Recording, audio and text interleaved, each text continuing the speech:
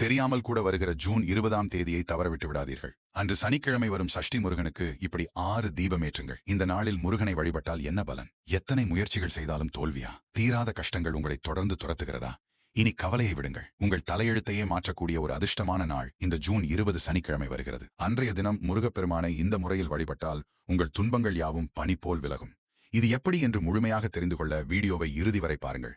நமது நாட்காட்டியின்படி ஜூன் 20ஆம் தேதியான சனிக்கிழமை அன்று முருகப்பெருமானுக்கு மிகவும் உகந்த வளர்பிறை சஷ்டி விரதம் வந்திருக்கிறது. அன்றைய தினம் தலைமைத்துவத்தையும் அளப்பரிய வெற்றியையும் அள்ளித்தரும் மகம் நட்சத்திரம் பிற்பகல் 3:23 வரை நீடிக்கிறது. மேலும் முருகனின் முழு அருளை பெற்றுத்தரும் சஷ்டி திதியானது இரவு 9:51 வரை உள்ளது. ஜோதிட சாஸ்திரப்படி இது மிகவும் சக்தி வாய்ந்த நேரமாகும். எனவே நீங்கள் என்ன செய்ய வேண்டுமென்றால், மகம் நட்சத்திரம் முடியக்கூடிய அன்றைய மதிய வேளைக்குள் அல்லது சஷ்டி திதி இருக்கும் மாலை நேரத்திற்குள் உங்கள் வீட்டு பூஜை அறையை சுத்தம் செய்து கொள்ளுங்கள். முருகனின் 6 முகங்களை குறிக்கும் வகையில் 6 மண் அகல் விளக்குகளை வைத்து அதில் நெய் ஊற்றி தீபமேற்றுங்கள்.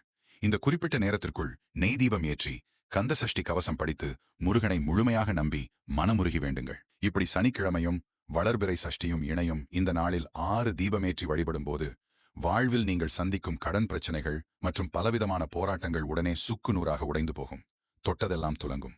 கலியுக வரதனான முருகனின் பரிபூரண அருளை பெற கமெண்டில் ஓம் முருகா என மனதார பதிவிடுங்கள். தடையின்றி வெற்றிகள் குவிய இந்த அதிர்ஷ்டமான தகவலை உங்கள் அன்பானவர்களுக்கும் ஷேர் செய்து உடனே நம்ம சேனலை சப்ஸ்கிரைப் செய்து கொள்ளுங்கள்.